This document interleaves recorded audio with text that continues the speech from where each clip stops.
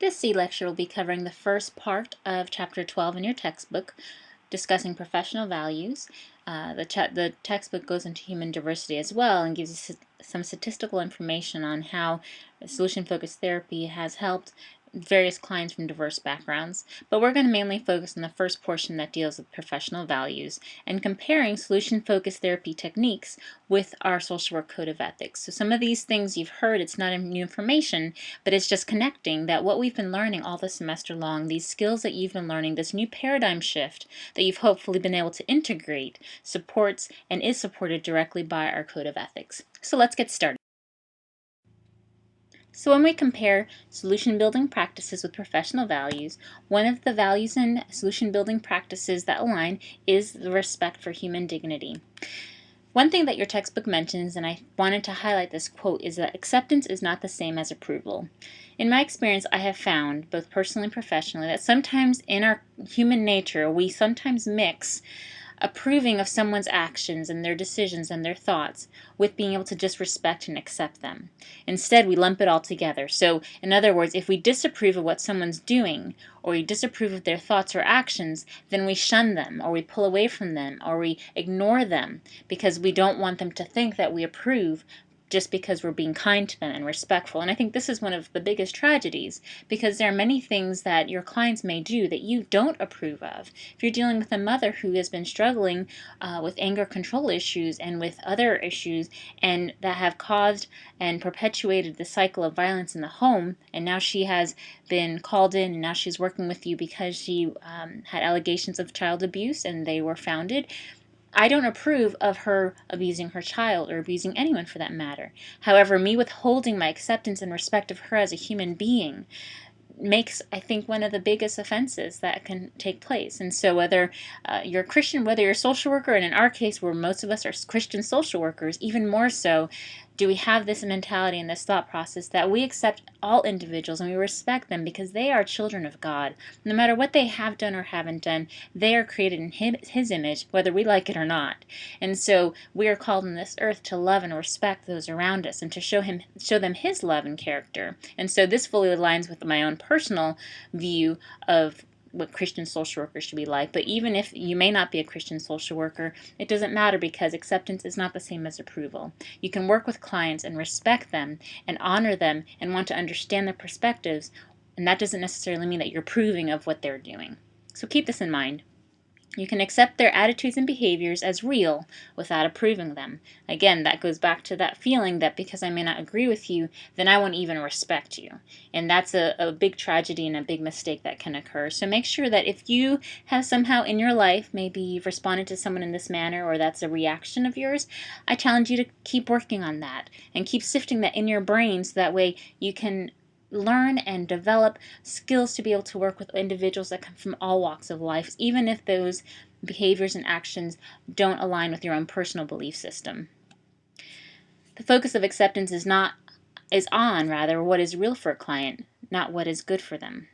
So what is the reality? What is what the client is working with and what they're telling you? And that's what we focus on. We remain non-judgmental as well.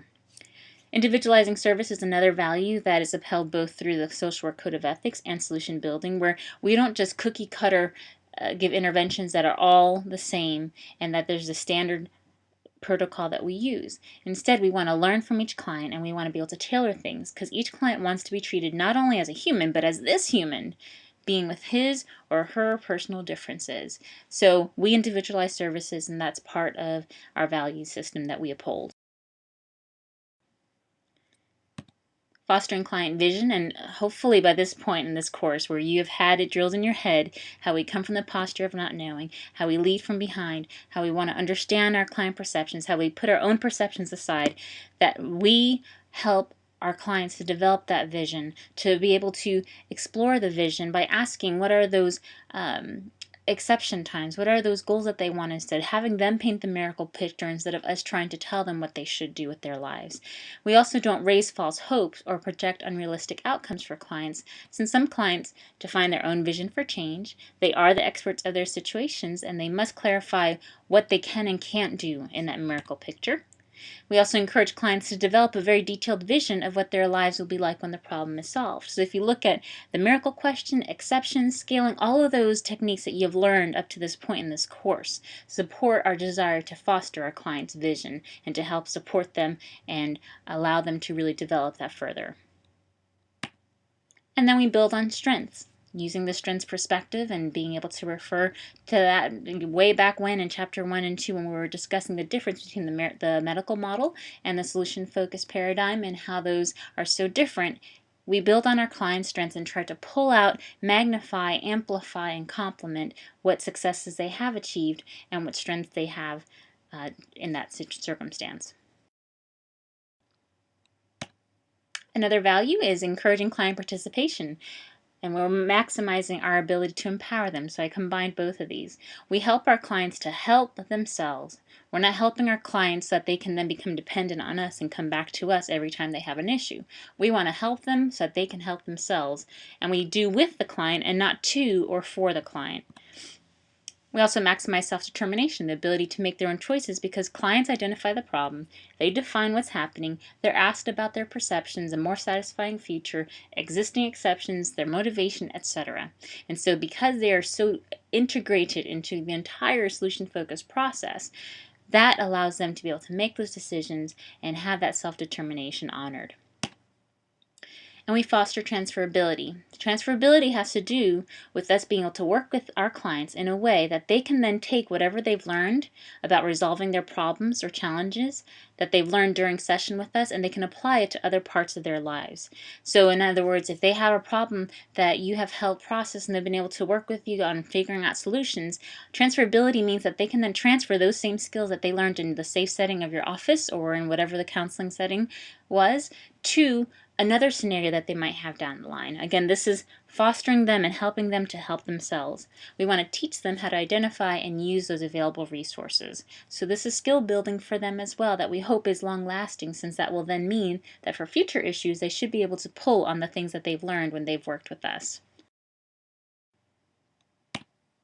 Protecting confidentiality, we are committed to the idea that clients can make as much or more progress by drawing on their own sense of what their problems are, what they want to be different, what strengths and resources are available to them, and we don't make them talk about problems at the same level of personal detail as maybe others who might operate more under a problem-solving model, where they feel like in order to get some progress made, we need to dredge up all of the bad things that have happened in your life, and let's talk about all the gory details, and let's put it all on the table. And now once you've cleansed yourself of all of this awful past history, then we can move forward. In solution-focused therapy, while we understand the problem within the context of the client, we never push our client to share more than they need to, and we keep it within the context of what their goals are. Because remember, we listen to the problem, but ultimately we're moving them to solution-focused practices and to the ability to find goals. And so that's part of protecting confidentiality, that isn't just keeping what's said in session private except for issues of self-harm or harm to others, or the documentation piece, but this also goes along the lines of not making our clients disclose more than they may not want to. And oftentimes in the textbook it was saying that most clients don't freely share certain things unless we had pushed them for it. And so that let them know that they can still make progress, and clients are still more likely to preserve some of that information and keep that secret than to just share with their therapist or with their counselor. We promote normalization, so clients are encouraged to amplify those visions, successes, and strengths through exceptions exploration, and we monitor change. We want to make sure that we evaluate the work we've done with our clients to see if some progress has happened, and so that they can give feedback as well as they can see the change that they have made. And so this is a very short lecture, but bottom line is solution-focused skills fully align with the values outlined in social work practice and in our code of ethics. So I hope that encourages you and puts it all back together in a nice package, that all the things you've learned along this way completely align with what our ethics stand for within the social work profession. That's all for now. We'll see you next time.